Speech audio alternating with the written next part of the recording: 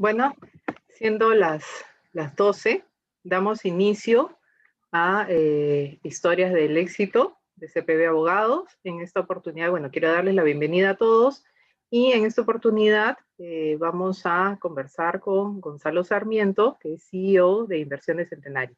Tenemos a Germán Carrera y a Cristian León, CPB. Germán, te doy la palabra. Muchas gracias, Yuli, y buenas tardes con todos. Tengo hoy día el placer de poder entrevistar a mi gran amigo Gonzalo Sarmiento, que lo entrevisto, más que porque sea un gran amigo mío, lo entrevisto porque es un extraordinario profesional y una extraordinaria persona. Y la verdad es que es una historia que vale la pena escuchar y comentar. Bienvenido, Gonzalo, al evento del community de CPB. Gracias, Germán, por la invitación y gracias por tus palabras. De nada. Oye, me gustaría comentar un poquito de tu trayectoria, Gonzalo, antes de empezar con las preguntas, si me permites unos minutos. Bueno, Gonzalo Sarmiento, que es nuestro invitado, actualmente es el CEO de Inversiones Centenario. Gonzalo es un líder sumamente experimentado que ha formado parte de la familia Centenario desde hace más de 20 años y cuenta con una importante trayectoria en la industria de bienes raíces, administrando una diversificada cartera de negocios como edificios de oficinas, centros comerciales, desarrollo urbano, hoteles, viviendas y bienes raíces industriales. Respecto a su formación profesional, que también es extraordinaria, Gonzalo se recibió como administrador por la Universidad de Lima, cuenta con un MBA de la Universidad del Pacífico, con estudios ejecutivos en General Management en Kellogg School of Business y de Real Estate en Harvard University School of Design, entre otros. Y es un experto en negociación, marketing, gestión de capital humano, planificación de negocios y todo el campo inmobiliario. Y ha liderado áreas como desarrollo, ventas, marketing y planificación, entre muchas otras, a lo largo de su carrera profesional. Nuevamente, bienvenido, Gonzalo, y vamos a tener el lujo de poder escuchar las respuestas a todas las preguntas que tenemos nosotros y también a las preguntas que el público nos pueda hacer, que les recuerdo a todos que la hagan por escrito y Cristian nos va a ayudar con eso. Nuevamente, bienvenido, Gonzalo. Buenísimo. Oye, yo creo que empezamos con las preguntas y sobre todo las preguntas vinculadas a tu trayectoria para que la gente pueda conocer un poco cómo te has formado y cómo has crecido en este grupo tan importante. Y la primera es, oye, que nos cuentes cómo se inicia tu carrera profesional, cómo empiezas en este mundo profesional antes de haber entrado a Centenario inclusive. Sí, mira, yo estudié Administración de Empresas en la Universidad de Lima y entré un verano como practicante a Ranza, a la empresa logística del Grupo Romero, en el Callao. Era mi último año de la carrera y me permitieron seguir con la práctica en el invierno, mientras llevaba clases, ¿no? Luego, al terminar la carrera, me contrataron y ahí me quedé de 1993 a 1997. O sea, estuve 4 años ahí, ¿no? ¿Cómo paso a Inversiones Centenario? La realidad es que al CEO de Ranza le ofrecen tomar la gerencia general de Centenario y ¿Ya? como necesitaba un chupe, me llamó para que me vaya a trabajar con él. ¿Ya? Pese a no saber ni a qué se dedicaba Centenario, la confianza que tenía en él me hizo aceptar de inmediato la propuesta y nada, comencé en 1997 en Centenario como gerente de planeamiento. No tenía una función muy específica, ¿Ya? como que crearon el cargo para mí, pero fue una buena entrada porque me permitió, digamos, tomar conocimiento de todas las áreas de la compañía y, bueno, asistir a la gerencia general en todos los planes de cambio que se tenían. Oye, pero qué interesante eso, porque justamente te iba a preguntar cómo te cambias al rubro inmobiliario y por lo que me cuentas, en realidad no fue el rubro inmobiliario lo que te llevó a moverte a Centenario, sino fue un líder que te motivó a cambiar del lugar donde estabas en Ranza a un rubro completamente diferente que, como tú además dices, no conocías. Qué Sí, interesante. definitivamente fue seguir al líder, ¿no? Fue seguir a una persona. que obviamente me daba la confianza y la tranquilidad del caso. Era una persona que yo admiraba y que al proponérmelo me sentí halagado y la verdad que era, ¿no?, para crecer. Fantástico. Mira, esas son justamente las cosas que nosotros queremos transmitir a la gente que nos escucha, que está participando con nosotros, ¿no? Cómo un liderazgo puede motivar a la gente y puede hacer cambiarte de empresa, de rubro. Qué importante es eso. Y creo que un líder como tú, creo que justamente logra esa motivación. Tú la viviste cuando hiciste este cambio y con seguridad motivas a tu gente. Oye, y volviendo al tema de Centenario, me dices tú de que tus inicios no había una posición para ti, pero te creaste o te crearon una posición, te fuiste creando tú la posición y cómo fuiste escalando dentro de Centenario. Sí, yo te diría que me fui creando la posición, ¿no? O sea, definitivamente me convocaron a un puesto de confianza. Yo tenía 25 años nada más. Y de alguna manera fui creando la posición que comenzó como una gerencia de planeamiento. Luego se vio que faltaba un manejo, una gestión comercial. Se convirtió en planeamiento y comercial. Luego se convirtió en planeamiento comercial y desarrollo, y de alguna manera fui tomando nuevas funciones en un puesto que fue creado sin mucho contenido, ¿no? Entonces, yo creo que lo que puede demostrar esa experiencia es que uno mismo puede irse generando las oportunidades, tomando retos dentro de la compañía, metiéndose en asuntos diversos, y de esa manera la función se fue enriqueciendo y me permitió crecer, ¿no? Sí, además de que tú has entrado a la fecha, entiendo, Gonzalo, que Centenario ha abierto un abanico de nuevos negocios. Es decir, Centenario ha cambiado mucho desde hace 20 años. O sea, siempre ha estado en el rubro inmobiliario, pero se ha diversificado dentro de este mundo, ¿no? Y mira, te cuento que cuando entré a Centenario era una empresa que tenía 200 millones de soles en activos. Hoy día tenemos más de 5.000 millones, o sea, hemos multiplicado por 25 veces el tamaño de los activos que administramos en la compañía, Qué ¿no? bárbaro. Ya. Teníamos una urbanización a la venta en Lima Norte, y hoy día tenemos varias operaciones en Lima y tenemos operaciones en 7 provincias.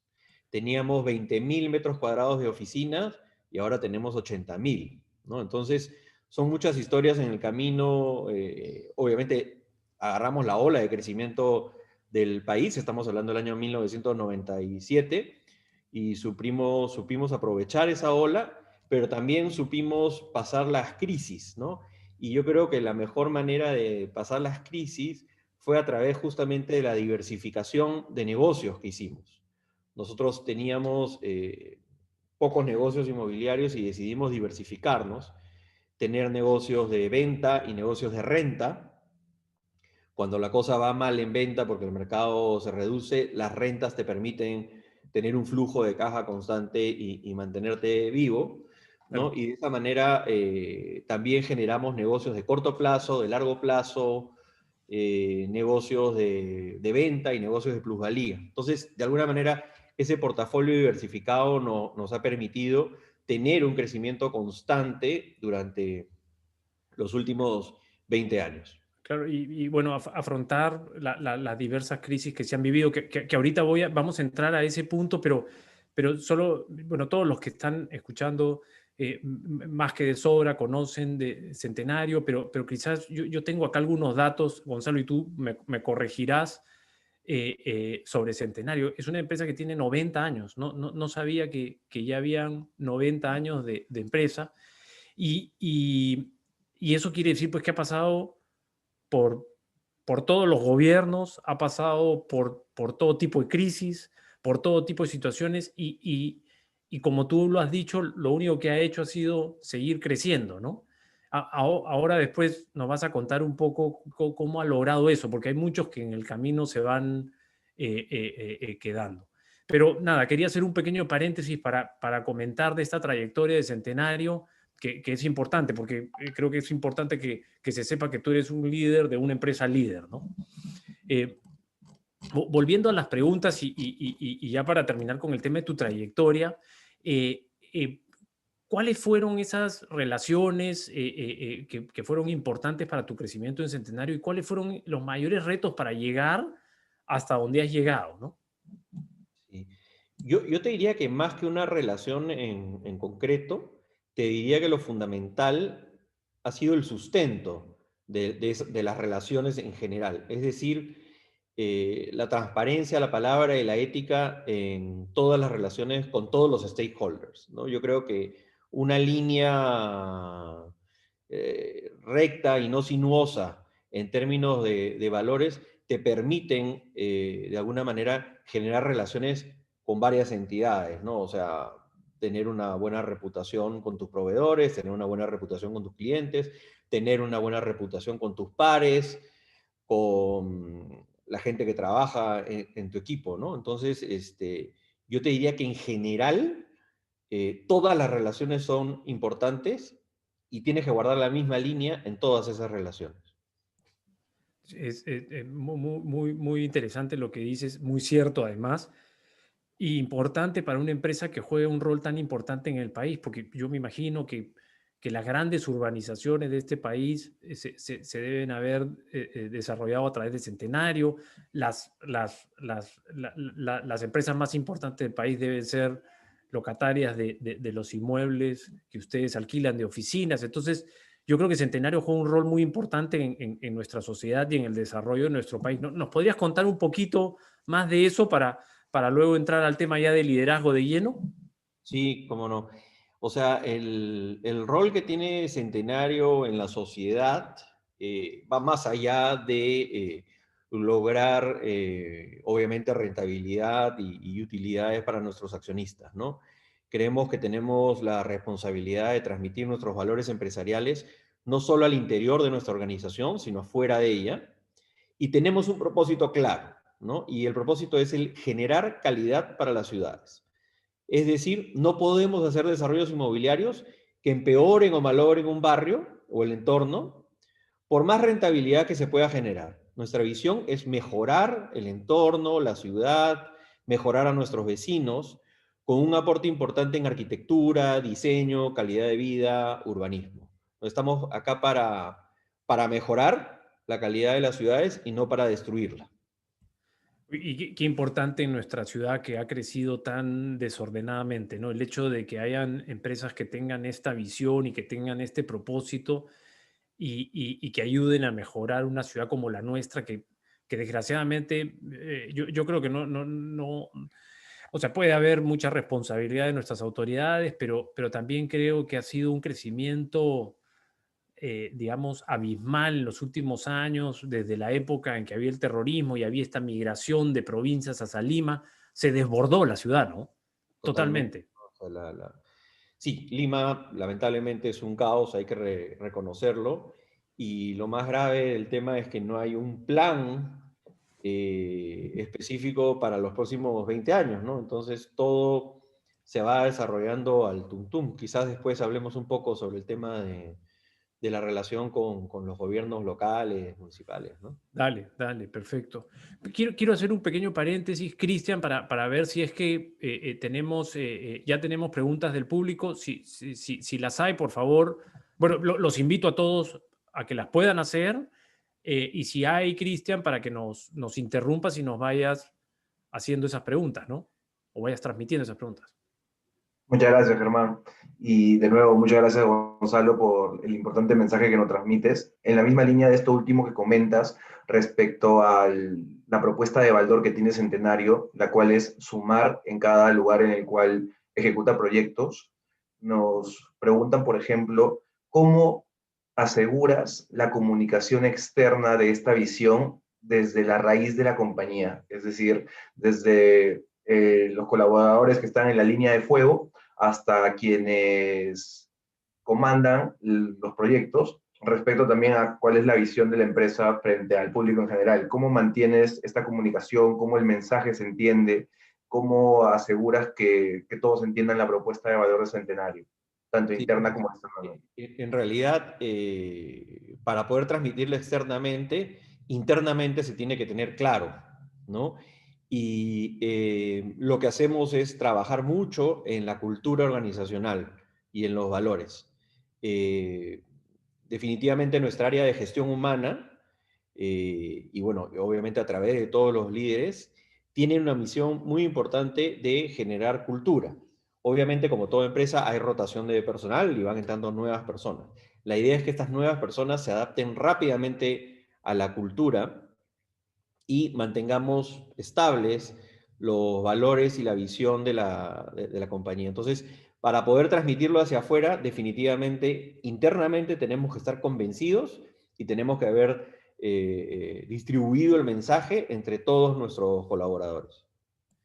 Y esa distribución del mensaje y que llegue intacto o digamos, o que no se distorsione en el camino, porque en una empresa como Centenario, perdón, no sé si me dijiste cuántos colaboradores habían en Somos Centenario. 290 personas. Ok, debe ser sumamente difícil que llegue a todos el mensaje en el mismo momento, con la misma intensidad y sin distorsiones en el camino.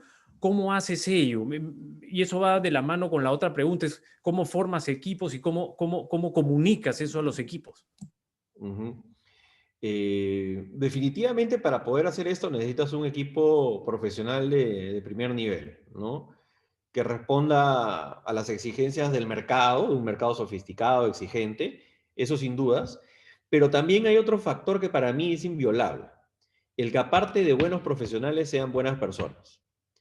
Sin buenas personas puedes lograr resultados de corto plazo, pero con buenas personas también puedes lograr trascendencia, generar cultura y transmitir valores, ¿no? Entonces yo te diría que eso es lo básico, que el equipo gerencial, para comenzar, esté alineado con la cultura de la organización, ¿no?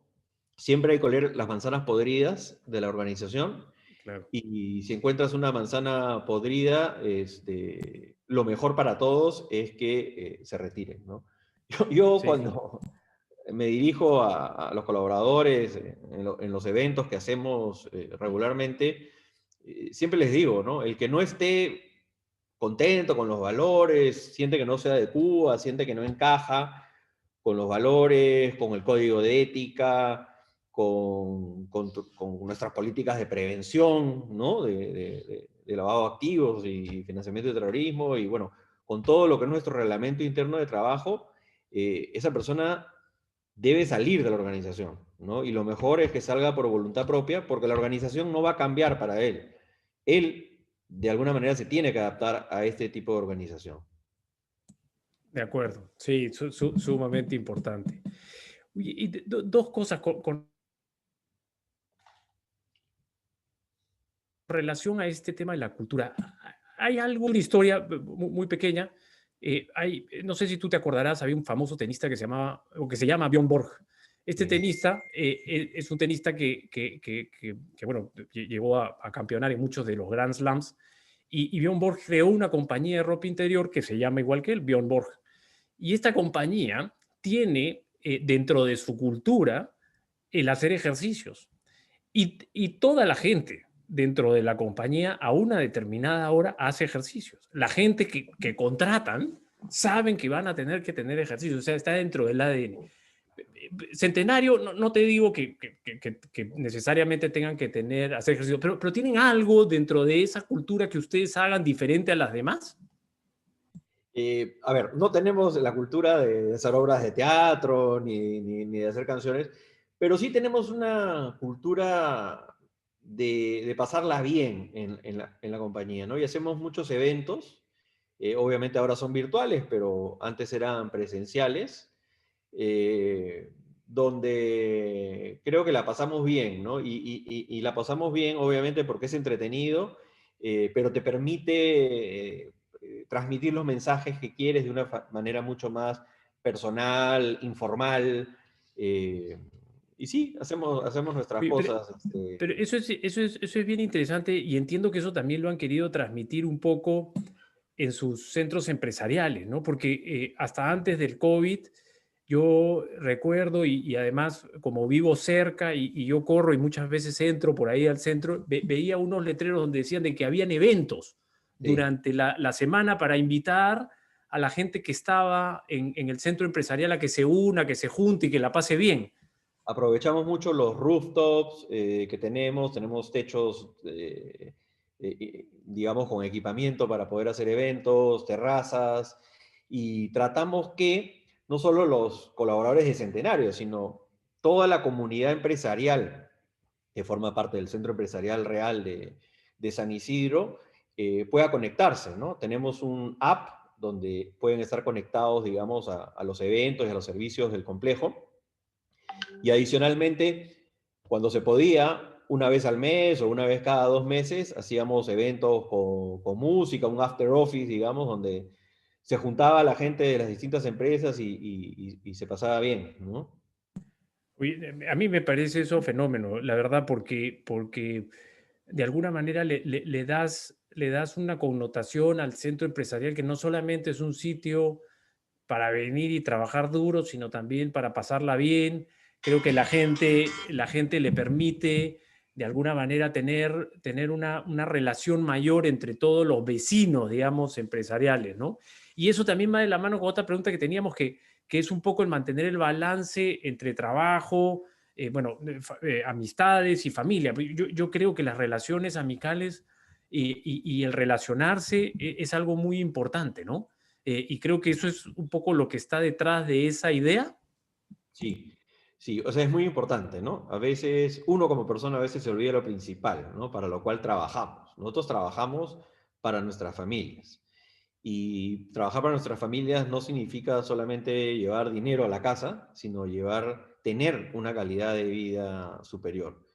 Y para eso es fundamental ser personas que están presentes y no ausentes, ¿no? Nosotros hemos tenido eh, la oportunidad de generar eventos y un poco la idea es, y lo vamos a seguir desarrollando, es que en el centro empresarial cuando tú llegues sientes que puedes por lo menos, claro, no estás en tu casa, pero por lo menos las 12 horas o 10 horas o 14 horas o 8 horas que estés ahí, puedas hacer de todo, ¿no? Y eso nos ha obligado a generar servicios, a generar áreas comunes donde la gente se pueda juntar y tenga wifi en las terrazas, en las bancas, en las mesas que hemos puesto. Y esto se va a complementar muchísimo más cuando ya desarrollemos el Centro Camino Real, que ya tiene licencia para la construcción y que estamos en los últimos trámites para poder llevarlo a cabo, ¿no? Entonces, tú vas a poder llegar al centro empresarial a las 6 de la mañana, ir a un gimnasio, tomar desayuno, meterte a tu oficina, a las 11 de la mañana bajar a tomar un café, al mediodía irte a almorzar a uno de los restaurantes del centro comercial o del mismo centro empresarial, en la tarde seguir trabajando y luego tener un after office, hacer las compras del supermercado ahí mismo y ir a tu casa, ¿no? Entonces, la calidad de vida es sumamente importante. La calidad de vida en casa, pero la calidad de vida en el trabajo también es un tema que Sí, para nosotros se ha vuelto fundamental. sí, importantísimo. Y ese proyecto de Camino Real, ojalá que salga pronto. A mí me parece maravilloso. Además, yo he pasado mi juventud ahí en Camino Real. Camino Real en su momento tenía este tema de los cines. Me acuerdo que en donde son los estacionamientos uno patinaba. Así es. Cuando recién llegaron a Perú, ya estoy viejo ya, pero recién llegaban a Perú los patines de 4 ruedas, ¿no? Y había un área de patinaje en lo que es la zona de estacionamientos, ¿no?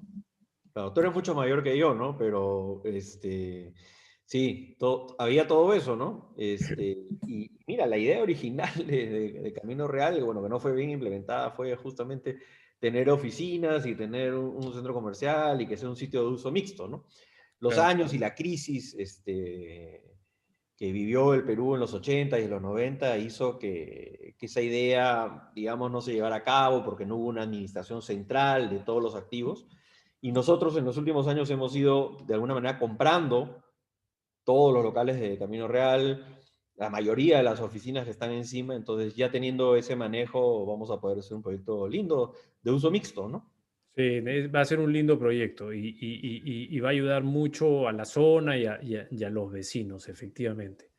Oye, cuéntame una cosa, para terminar este tema de tu tema, digamos, personal y del liderazgo que tú tienes. ¿Cómo es tu balance con los deportes? Bueno, yo te conozco personalmente y sé que eras amante de caminar, también de la bicicleta. No sé si ahora con el tema del COVID te has visto restringido. ¿Qué has hecho en vez de caminar y de Mira, yo montar jugaba bicicleta? fútbol cuando era chico, hasta los 14 años, aunque no me creas, formaba parte de las divisiones inferiores de la U. Y luego dejé y bueno, me dediqué a jugar fulbito con los amigos, algo de tenis. Nunca fui un buen jugador de tenis porque empecé ya de viejo. Y luego justamente yo creo que me descuidé y no pensé en ese balance entre el trabajo y la vida personal, ¿no? Hizo que me descuidara en ese ejercicio. Pero hace ya, yo te diría 5 o 6 años, he tomado la rutina de caminar diariamente entre 60 y 80 minutos. Cuesta, pero es bueno y necesario, ¿no? Sí, Y claro. caminar a mí me permite por lo menos pensar y de alguna manera Sí, conversar conmigo, ¿no? claro. Y no sé si te pasa, Gonzalo, pero a mí, yo soy amante de correr y muchas veces me sucede que me levanto, porque salgo a correr temprano en la mañana, entonces me levanto a veces pensando en un problema, termino de correr y no es que haya solucionado mi problema, porque obviamente el problema no se soluciona pensándolo, pero sí lo ves de una manera diferente. Es decir, antes de hacer el deporte estaba quizás angustiado, después de hacer el deporte esa angustia se me iba, es decir, hacía que mirara las cosas desde una perspectiva diferente. No sé si eso te pasa a ti también cuando terminas de caminar. No sé, hay gente que dice que toma sus mejores decisiones en la ducha, ¿no? Yo creo que las principales decisiones que he tomado en los últimos años ha sido mientras caminaba, ¿no? O sea, decisiones que le he venido dando vueltas y que no me atreví a tomar, en las caminatas es donde he dicho ya, lo voy a hacer, ¿no? Sí, es una buena forma de desestresarse y de permitir que tu mente piense. Y bueno, te ayuda mucho. Qué bueno, Gonzalo, ahí te felicito. Eh, Hermano, sí, disculpa que por favor. que te interrumpa y en verdad, Gonzalo, qué importante mensaje que nos transmites en la forma de equilibrar las disciplinas que conforman la esfera personal de un profesional, por ejemplo, como tú, y de cómo el dividir en espacios tus actividades puede permitirte ver el mismo escenario de formas distintas, como comentaba Germán. En esa línea, por ejemplo, uno de nuestros asistentes, Jorge Castro, nos dice que es bien conocido que Centenario es una, por no decir la primera empresa, que decidió cambiar su modelo de negocio a ser desarrolladora de proyectos y venderlos, a crear un modelo más sostenible en el tiempo, como tener oficinas y arrendarlas. Entonces, para llevar a cabo esto, ¿qué se necesita para pensar fuera de la caja? ¿Qué se necesita para, por ejemplo, decir, voy a llevar a cabo este proyecto y, digamos, en el caso de las oficinas, puede que necesite una mochila financiera mucho más amplia, puede que necesite apalancar deuda o distintos escenarios, y a pesar de esto, pienso fuera de la caja y decido dar el siguiente paso? Sí, o sea, definitivamente necesitas poder armar una estructura de capital que sustente, digamos, tu inversión de largo plazo en el alquiler. La decisión que se tomó, y justamente fue en el plan estratégico que hicimos cuando entramos a la compañía, era una compañía que desarrollaba sus edificios de oficina y los vendía, ¿ok? En términos de rentabilidad y de TIR, se veía muy bien porque oye, vendías y ganabas un margen de 30-35%, pero al año siguiente tenías que hacer otro edificio para poder seguir manteniendo, digamos, esa rentabilidad, ¿no? Lo que vimos fue que nosotros generábamos mucho más valor para el accionista quedándonos con los inmuebles y arrendándolos. Y viendo en perspectiva, en esos años que los valores eran muy bajos, pudimos, digamos, de alguna manera comprar inmuebles a un precio adecuado y ganarnos con todo el upside que ha habido en el país. Pues en los últimos 20 años los precios se han multiplicado por 4, por 5, ¿no? Obviamente esa estrategia es sostenible en la medida que puedas apalancar el negocio obviamente sin poner en riesgo la estabilidad financiera de la compañía, y que puedas mantenerte en el largo plazo y soportar los ciclos económicos. Cristian, no sé si hay alguna otra pregunta del público. Si no, yo continúo con las preguntas vinculadas a la coyuntura. No, muchas gracias. Y en esa misma línea, o sea, y súper interesante, y efectivamente entendemos el mensaje, pero insistimos en el punto, Gonzalo, de cómo llevas a cabo estas decisiones, cómo incentivar a los líderes, ya que estamos dentro de ese rubro, que por ejemplo nos están escuchando, a poder ver los panoramas que tienen al frente y tal vez identificar un approach distinto. Porque, por ejemplo, nos comentabas en la historia de tu trayectoria cómo por iniciativa propia le ibas dando forma a tu propio puesto y a la propia área en función a necesidades que no estaban identificadas, pero que ibas creando en el camino para Centenario. Entonces, ¿cómo podría esto repetirse y estar sostenible en el tiempo para un líder en general? Mira, es que en realidad no hay mucho que inventar, ¿no? Lo que sí hay mucho es por estudiar y por innovar, ¿ok? Y cuando uno estudia, no me refiero solamente al estudio académico, que definitivamente es importante y he tratado de hacerlo durante mi trayectoria, sin conformarme, digamos, con lo que ya conocía, sino también al estudio del mercado y qué hacen otras empresas en otras partes del mundo, tener benchmark, cómo es el negocio de oficinas en Europa, cómo es el negocio de oficinas en Estados Unidos. Definitivamente te hace conocer más y evidentemente no es necesario inventar, pero sí es necesario innovar. Entonces, básicamente eso, mantenerte siempre al día, tener updates de lo que pasa en el mundo. Hoy día, por ejemplo, salgo de una reunión de gente que tiene oficinas en todo el mundo y que obviamente hay una coyuntura distinta por el COVID y de alguna manera se está viendo qué va a pasar con las oficinas en todas partes del mundo, ¿no? Entonces, si tú no te mantienes actualizado, tanto académicamente como en el mercado en el cual operas, los negocios que operas, es difícil, digamos, promover el cambio y tomar decisiones de cambio. Lo más probable es que te sientas cómodo con el status quo y no te adaptes al cambio. Gonzalo, entrando al tema de coyuntura, y la verdad es que cuando me refiero a coyuntura, no me quiero referir a la crisis política que estamos viendo, porque en realidad tiene 2 o 3 días, aunque quizás tenga más tiempo, pero me refiero más a la crisis o a la coyuntura que se ha generado con ocasión de la pandemia del COVID-19. Uh-huh. ¿Cuál es tu impresión de cómo va a afectar esta pandemia al negocio de ustedes y qué estrategias tienen para superar esta crisis, ¿no? Mira, inicialmente la cuarentena, como consecuencia de la pandemia, fue terrible, ¿no? La incertidumbre es un mal enemigo y requiere de mucha flexibilidad para combatirlo. De golpe hubo que cerrar la oficina y cerrar las casetas de ventas y tuvimos casi 1 mes y medio de reacomodo a una nueva forma de comercialización de tipo digital, ¿no? A cambiar nuestra estrategia de cobranzas, a un manejo muy prolijo y cuidadoso de la caja y a un énfasis en eficiencias inmediatas, ¿no? Entonces,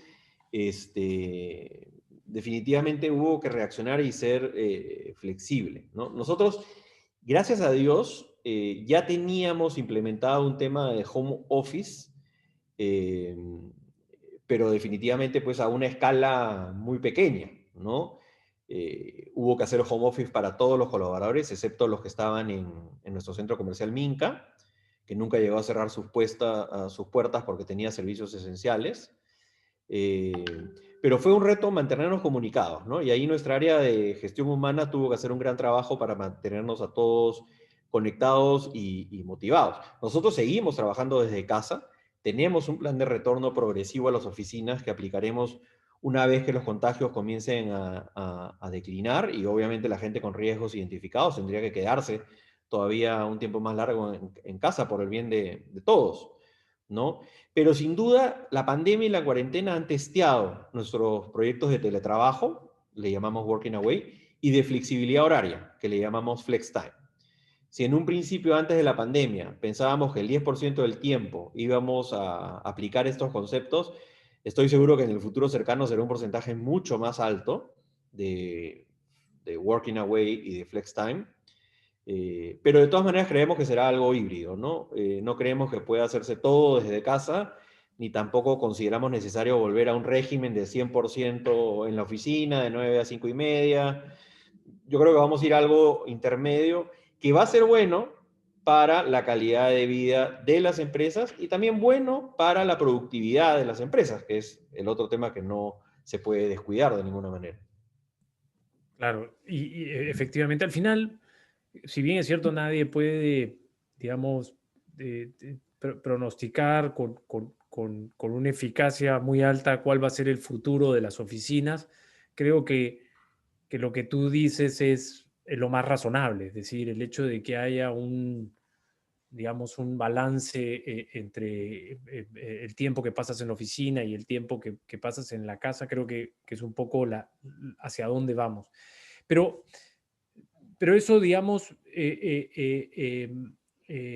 digamos, impacta, no necesariamente de manera negativa, sino impacta porque hay un cambio en la forma como la gente utiliza ahora las oficinas. Eso impacta en una parte de tu negocio, pero ustedes tienen varios rubros y también qué otros rubros con ocasión de esta pandemia, es decir, qué otros negocios inmobiliarios están mirando que puedan estar, digamos, más acorde a esta nueva tendencia.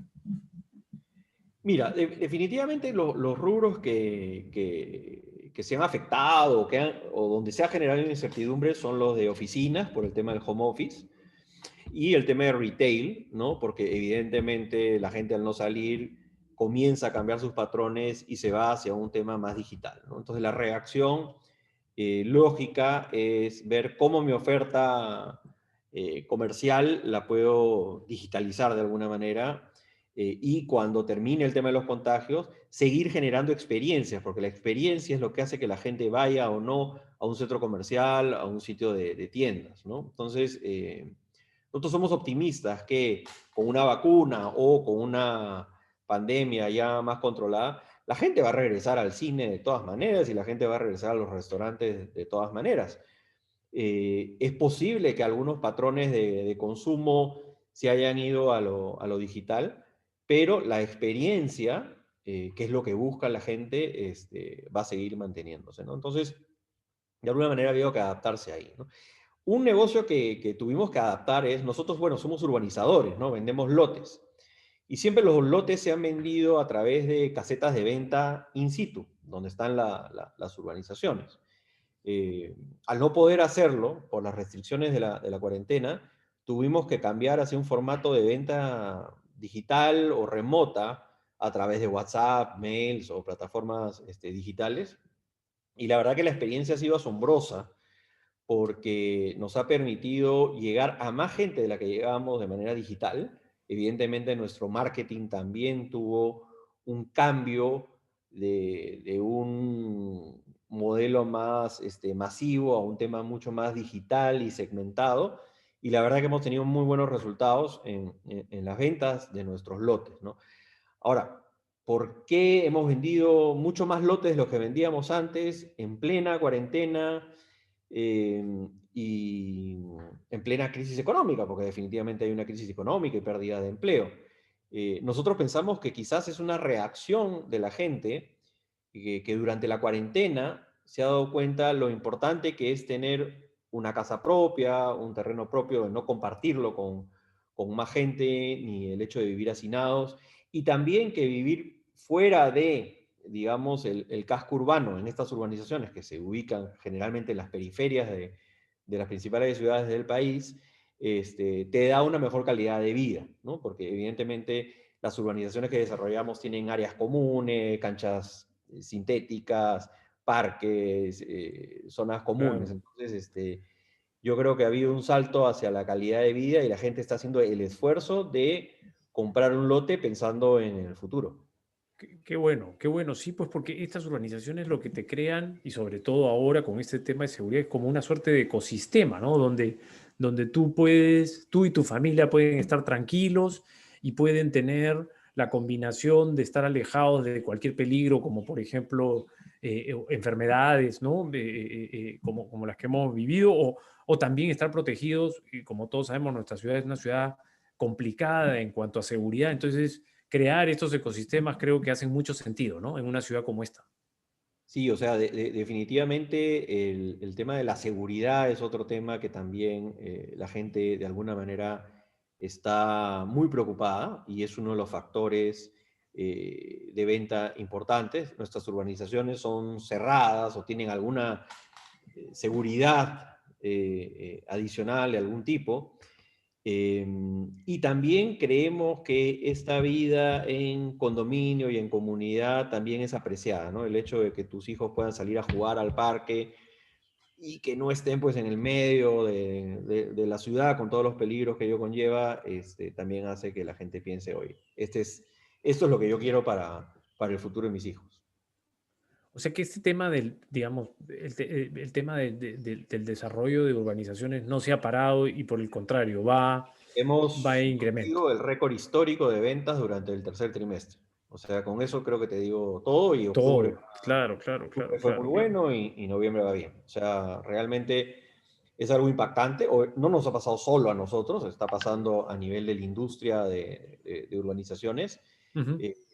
pero digamos es una reacción de la gente, digamos, a su situación de vida. De acuerdo. Y entonces, en el tema de desarrollos urbanos, no has tenido que cambiar el modelo de negocio. Entiendo que lo único es cómo vendes ahora. Antes vendías a través de casetas, de gente que iba y visitaba, y hoy en día lo haces de manera más digital, pero sin problemas. Sí, mira, en realidad yo te diría que el cambio a lo digital ha sido súper positivo, nos ha permitido llegar a más gente y Claro, llegar de una manera más directa, claro. eh, que la demanda insatisfecha está, todos sabemos que hay un déficit de vivienda muy grande en el país. Estos lotes obviamente son para autoconstrucción y la autoconstrucción es algo muy arraigado también en el país. El 70% de las ventas de cemento en el Perú se explican por autoconstrucción, o sea que imagínate lo fuerte que es. ¿No? Yo te diría que el mayor reto en el tema de urbanizaciones, como en el tema inmobiliario en general, es encontrarse con municipalidades sin planes de desarrollo urbano, sin proyectos de agua y desagüe, sin concesiones eléctricas, ¿no? Realmente cada urbanización que hacemos es un reto desde el punto de vista de la tramitología. Mercado hay, clientes hay, las obras se pueden hacer, pero el cuello de botella está en lo público. Y ahí es donde está, me imagino, el mayor retraso, ¿no? O sea, es decir, si no hubieran esos problemas, esas trabas burocráticas que hay ahí, podrías desarrollar muchísimo más de lo que estás desarrollando. Sin duda, o sea, cuento como experiencia y no quiero hablar que tal gobierno, que tal alcalde lo hicieron mal, o sea, Camino Real es una muestra de ello. Camino Real tiene tramitándose 10 años y ha pasado por todos los partidos políticos de alcalde, ha pasado por todas las municipalidades, o sea, por la Municipalidad de Lima, por 3 alcaldes distintos y por 3 gobiernos, por 3 presidentes distintos. O sea, al final nos encontramos que la burocracia, gobierne quien gobierne, sea la municipalidad que sea, está ahí y Sí, no permite sí. el desarrollo rápido de los proyectos. Y ojo, hay una cosa que también quiero comentar. Como Centenario tenemos la política de no pedir más allá de lo que el certificado de parámetros te exige. O sea, nosotros no estamos pidiendo más alturas, más áreas, que no guardar el retiro, nada de eso. Nosotros vamos, oye, esta es la norma, perfecto, hagamos el proyecto de acuerdo a la norma para justamente acelerar. Y pese a eso, te encuentras con temas muchas veces de peloteo, ¿no? Oye, esto no lo ve San Isidro, esto lo ve Lima, Lima te dice, no, pero quiero la opinión de San Isidro. Eh, entonces terminas yendo de un lado al otro y En nadie asume la claro. responsabilidad y digamos, su obligación, ¿no? De cumplir con el mandato que es gobernar y dar o no dar la licencia. Por Sí, no, último, que te digan no, pero que te digan claro. algo. Claro, porque Digan no así, por tal razón, lo claro, modificas, lo cambias, lo adaptas y vas adelante. así Pero a es. veces ni siquiera recibes un no ni la razón. Sí, no, y eso te quita predictibilidad y en los negocios eso es súper importante, ¿no? Definitivamente. Y entrando o volviendo al tema de las oficinas, comentaste que habías estado con una empresa internacional que tiene muchas oficinas en varias partes del mundo. Y ¿cómo es que el mundo está viendo el tema de las oficinas? Y yo sé que un poco esta tendencia a tener parte en casa, parte en la oficina, pero también he escuchado por ahí y no sé si he escuchado varias historias. Por ejemplo, he escuchado hoy en día que hay gente que alquila, por ejemplo, habitaciones de hoteles para poder trabajar. He escuchado también que hay empresas que se están moviendo a un tema de oficinas compartidas, tipo Regus, tipo WeWork. Cuéntanos un poco cómo crees que se va a modificar ahí el mercado de alquiler de oficinas. Mira, el mercado ha estado muy indeciso, ¿no? Primero con un golpe económico generado por la cuarentena y que ha disminuido sus ventas y servicios. Y luego por la duda de cómo manejarán la situación de sus oficinas en el futuro. Creo que todavía tenemos un tiempo con esta incertidumbre, hasta que tengamos la tranquilidad de volver a las oficinas y ahí poder decidir el modelo de funcionamiento de cada empresa. Y yo creo que cada sector es distinto, ¿no? Creo que se equivocan los que piensan que las oficinas no serán necesarias, porque hay muchos temas de liderazgo, sucesión, cultura, conversación de pasillos, reuniones cara a cara, procesos de inducción, que son necesarios hacerlos físicamente y no se pueden manejar digitalmente.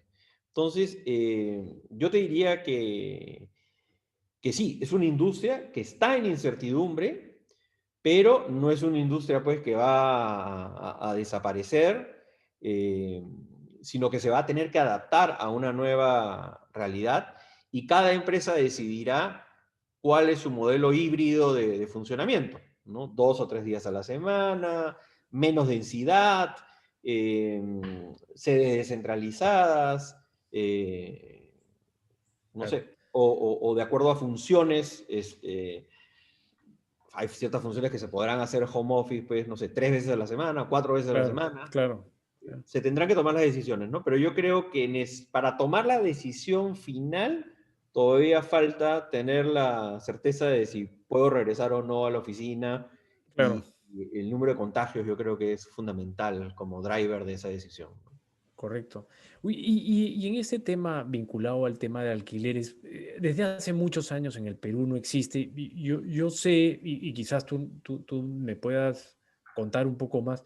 Yo sé que antiguamente existía un mercado, una oferta de alquiler que se perdió cuando vino los gobiernos que un poco atentaban contra ese tipo de negocio, ¿no? Y se dieron leyes como la ley del inquilinato, donde era imposible sacar a los inquilinos.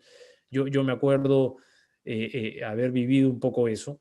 Eh, pero se habla de que va a volver este negocio de alquiler de vivienda. Y hay muchos jóvenes que no les interesa comprar nada porque están en una etapa en que todavía no se deciden por dónde estar y prefieren moverse y ser un poco más libres. ¿Eso es algo en lo que Centenario ha pensado?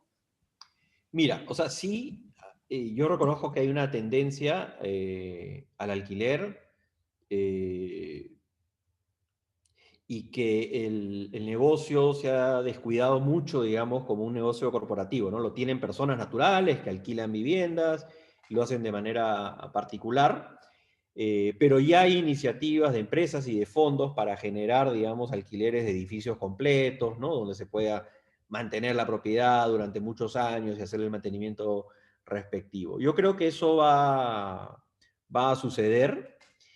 No tengo clara la rentabilidad del asunto.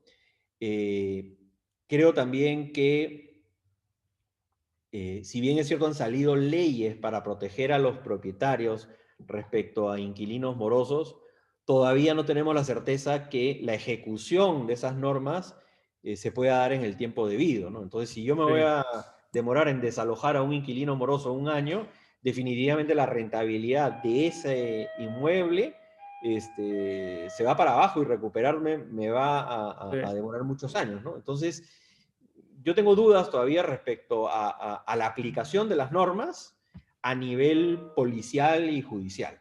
Sí, sí. Desgraciadamente, así como tú vives toda esta traba burocrática o estos retrasos en el desarrollo de los proyectos, bueno, nosotros los abogados también lo vivimos por cuenta de nuestros clientes, pero además tenemos un problema adicional, ¿no? Y es el Poder Judicial, donde nosotros, cada vez que tenemos que ir a exigir el derecho de un cliente nuestro, pasamos las de Kiko y Caco, ¿no? Entonces, efectivamente, las leyes en materia de arrendamientos han mejorado. El problema es que la ejecución de esas leyes no es tan inmediata. Y eso, pues, efectivamente te lleva a que inversionistas todavía estén renuentes a una inversión en ese sector, ¿no? Porque es verdad. Yo creo que cuando tú has dicho un año, quizás nos quedamos cortos, ¿no? De repente es un poco más. Sí, Sí, efectivamente. Germán y Gonzalo, quería comentarles y aprovecho en saludar a Miguel Alarcón con una pregunta para ti, Gonzalo, sobre qué fuentes le recomendarías a quienes te escuchan y están interesados en aprender sobre la toma de decisiones y promoción de innovación en equipos de trabajo, sea, por ejemplo, universidades, cursos, lecturas, actividades o hábitos. Sí. Mira, la mejor forma de aprender es de las personas que ya lo han hecho, ¿no? Definitivamente hay varios grupos económicos en el Perú que han abierto áreas de innovación y tienen gente trabajando en ese tipo de cosas, ¿no? Pero también hay mucho curso digital y online que hoy día encuentras, centros de liderazgo, centros de innovación. Definitivamente hay bastante material por aprender y por leer y por estudiar, ¿no? Yo diría que eh, por un lado tienes eso y por otro lado aprender de gente que ya lo haya hecho, ¿no? Nosotros, por ejemplo, en Centenario creamos una gerencia de innovación y hemos contratado gente que ya había trabajado en áreas de innovación de empresas o de bancos o de consultoras más grandes, ¿no? Yo creo que estas cosas hay que hacerlas rápido, ¿no? Los cambios y la flexibilidad tienen que hacerse de una manera ágil, ¿no? Y quizás no haya mucho tiempo para aprender si es que no convocas y contratas gente que ya tenga la experiencia y se mezcle justamente con tu equipo, el cual puede aprender, ¿no? Pero necesitas de los dos lados. Claro, la capacidad de ejecución es primordial. Sí. Cristian, perdóname, ¿tienes otras preguntas del público para que se las pueda formular a Gonzalo, por favor? Sí, Gonzalo, ¿nos podrías comentar qué opinas sobre el financiamiento directo respecto a sus riesgos, alcances o si lo recomendarías o no? Mira, nosotros justamente el negocio de urbanizaciones brinda el financiamiento directo, ¿ok? ¿Qué significa esto? Que la gente con solamente el DNI puede comprarnos en cuotas un lote. Lo que es cierto es que nosotros mantenemos la reserva de propiedad, es decir, si alguien no paga, en el contrato lo que decimos es al tercer mes, se resuelve el contrato, hay una penalidad, se le devuelve el saldo descontada la penalidad y nosotros podemos salir a vender ese lote de nuevo, ¿no? ¿Existe morosidad? Sí, existe, pero es una morosidad que está controlada porque el bien sigue siendo de mi propiedad, ¿no? Por lo tanto, la ejecución, que es el problema en los alquileres, acá sí es rápida, ¿no? Acá no tenemos el problema de entrar en un proceso judicial o en un proceso de desalojo. Acá se resuelve el contrato y el lote se puede volver a vender. Entonces yo te diría que la experiencia es que la gente clase media que no tiene acceso al crédito bancario, que es la que nos compra, porque si no, más barato le saldría irse a un banco y pedir la plata. Esa gente que no tiene acceso al banco es buena pagadora, no tenemos quejas, es más, con la pandemia y con la cuarentena no podían salir a pagar y ahora que hemos hecho todo un programa de refinanciamiento o de arreglar, digamos, las cuotas pendientes, la gente ha respondido de una manera increíble y la verdad que hemos bajado nuestra provisión de cobranzas a la cuarta parte de lo que la teníamos en mayo, ¿no? O sea que imagínate el tema, ¿no? Fabuloso. Entonces, evidentemente también necesitas espaldas para poder dar crédito, porque al final la gente te paga en 8 o 10 años un bien que tú compras la tierra, lo desarrollas y lo vendes. Entonces no es una cobranza inmediata y necesitas tener espaldas financieras y tener también una visión de largo plazo de que tu negocio vas a estar durante 10 o 15 años cobrando, ¿no? Por lo tanto, si tú quieres hacer un negocio de corto plazo y salir a los 3 años, este no es el negocio para eso, porque vas a cobrar en un muy largo plazo. Claro. Y ahí cuéntame una cosa, Gonzalo, con relación al pago, con el tema de la pandemia, bueno, los bancos han estado abiertos porque era un servicio digamos, de primera necesidad. La gente ha cambiado sus hábitos de pago. Me imagino que los que compran estos lotes hacían los pagos, digamos, directamente en ventanilla de los bancos. ¿Era así antes? ¿Y cómo es ahora? O sea, en la prehistoria era gente que venía a la oficina con cash y pagaba, ¿no? Pero Claro, ya desde hace, yo te diría, 8 años, todo el pago se hace a través de bancos, está totalmente bancarizado. Y pero ¿es en ventanilla o, por ejemplo, se está utilizando más formas de ya se pago está, tipo transferencia? pago online ya se está haciendo muchísimo, ¿no? O sea, hay una cuenta Fantástico. recaudadora, la gente pone su código y pagan de manera digital, sí, se está haciendo mucho, ¿no? Y los últimos meses, pues, los bancos han sentido una transformación, eso, ¿no? O sea, la gente que todavía iba a pagar al banco, hoy día ya sabe hacerlo, ya lo tuvo que aprender para hacer por la computadora o por el teléfono. Entonces, quizás los más mayores son los que más les cuesta o tienen la costumbre y el hábito de ir al banco, pero yo creo que la gente joven sí aprovecha la tecnología para poder evitar ir al banco. Sí, sí, el COVID nos ha llevado a más avances tecnológicos que nuestros gerentes de innovación o de IT, Ah, ¿no? totalmente. Claro. Aceleró otra revolución industrial. Sí, sí, sí, efectivamente. Oye, Gonzalo, con relación al tema de los negocios, este negocio nuevo al que han incursionado, y creo que es nuevo porque, corrígeme, antes no lo habían hecho, que es el hotelero. Esto es algo reciente, que, digamos, viene de hace 2 o 3 años, no más, ¿no? Sí, nosotros desarrollamos 2 Holiday Inn Express, uno en Piura y uno en San Isidro. La verdad que muy contentos con el desempeño inicial, sobre todo el de San Isidro. Un hotel súper cómodo, con un servicio de primera, al precio correcto y con un estándar internacional y en una muy buena ubicación en la zona financiera. Lamentablemente, pues la pandemia mundialmente a la industria hotelera la ha golpeado de una manera muy, muy, muy fuerte. Gracias a Dios, nuestro socio en este desarrollo, que es un grupo centroamericano que tiene hoteles en todo Centroamérica, tiene las espaldas, nosotros también, para poder enfrentar la coyuntura. Pero definitivamente es un muy mal momento para la industria de turismo, entretenimiento y obviamente los hoteles están dentro de esa categoría. Hemos podido mantener la operación en San Isidro con contratos corporativos, eh, con, con cuentas que han seguido yendo, pero obviamente las cifras no son las que esperábamos cuando hace 3 años o 4 años veíamos con mucho potencial este negocio.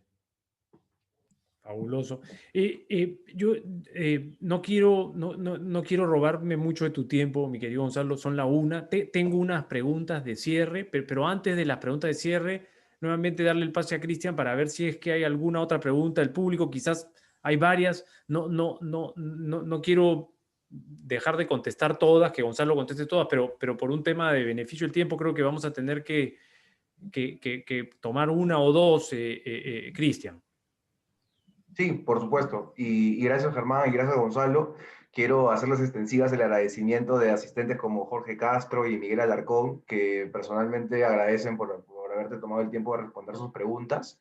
Y bueno, queríamos, como bien dice Germán, aprovechando el tiempo, ya retomar el cierre de la entrevista, por lo cual, Germán, te paso la palabra. Ok. Bueno, hay dos preguntas que a nosotros nos gusta hacer siempre en estas entrevistas, Gonzalo, y que, bueno, te formulo la primera, ¿no? ¿Qué consejo le darías al Gonzalo del pasado, ese Gonzalo que recién iniciaba su carrera en inversiones Centenario? ¿Cuál sería el consejo para ese Gonzalo? Un consejo que me hubiera gustado recibir y un término que me hubiera gustado aprender de mucho más joven es el de no procrastinar. ¿Ya? Procrastinar es una palabra que significa posponer o aplazar tareas, responsabilidades por otras actividades que nos resultan más gratificantes en ese momento, pero que a veces son irrelevantes, ¿no? Procrastinar es una forma de evadir responsabilidades usando otras actividades como refugio para no enfrentar una responsabilidad, una acción o una decisión que debemos tomar, ¿no? No dejar los temas pendientes pensando que después se puede hacer. El tiempo pasa y no hay vuelta atrás, ¿no? Por eso para mí el tema de procrastinar es un término que he aprendido no cuando comencé a trabajar, sino algún tiempo después, y es algo que definitivamente creo que es un defecto que muchos podemos tener y que recibir ese consejo de muy joven puede ser en otras palabras, ¿no? No dejes para mañana lo que puedes hacer hoy. Eso es procrastinar. Creo que es un buen consejo que se le puede dar a la gente joven. Qué buen consejo, qué buen consejo. Sí, siempre la gente busca el posponer las cosas cuando hoy es el día, ¿no? Yo no puedo hacer lo de mañana, tengo que hacerlo hoy. Eso es, y me parece súper importante. Y el otro tema es, o la otra pregunta es, hoy nosotros consideramos que la vida es un 10% de lo que nos pasa y un 90% de cómo reaccionamos. Creemos que este tema de la actitud hacia cómo enfrentar los problemas que vivimos es súper importante. Y acá, ¿qué consejo le darías a todos los líderes empresariales? ¿Cómo deben reinventarse para afrontar esta coyuntura? Me refiero a la de la pandemia y también me refiero a la política y a cualquier otra que nos pueda llegar en el futuro. Mira, es actitud positiva, ¿no? Actitud positiva para seguir adelante en lo que estamos o actitud positiva para reinventarnos. Los cambios siempre van a ocurrir y en lugar de verlos como una amenaza, podríamos verlos como una oportunidad, ¿no? Ese ejemplo que nosotros hemos dado de nuestras ventas, que eran en casetas de ventas y que ahora son digitales, fue un gran problema, fue una gran preocupación, pero cambiamos y hoy día hemos tenido grandes resultados, ¿no? O sea, algo que era una amenaza lo convertimos en una oportunidad. Yo diría que esa actitud positiva es necesaria siempre y siempre además de la mano con una visión de balance entre vida personal y trabajo. Si no, no vale la pena. Muy, muy bueno, Gonzalo. Te agradezco infinitamente el que te hayas dado un tiempo de estar con nosotros, el que hayas respondido a todas nuestras preguntas, en general, que te hayas dado el tiempo para todos nosotros. Y la verdad ha sido un placer el tenerte acá. Sabes el cariño particular que te tengo y el agrado de haber podido pasar un tiempo contigo. No, para mí Muchas es un gracias, honor Gonzalo. que Germán, Cristian hayan pensado en mí. La verdad que el cariño es mutuo con Germán. Conozco además sus capacidades personales y profesionales. Y desde que me invitaste a esto estuve muy contento y la verdad que muy agradable la conversación. Muchísimas gracias, mi querido Gonzalo. La verdad que también para nosotros ha sido súper agradable, con mucho conocimiento del mercado inmobiliario y del liderazgo que tú representas y la empresa que representas. Te agradecemos infinitamente. Cuídate mucho y ya nos estamos viendo pronto. Nos vemos pronto. Saludos. Gracias a todos. Cuídense. Gracias a Chao, chao. todos. Chao.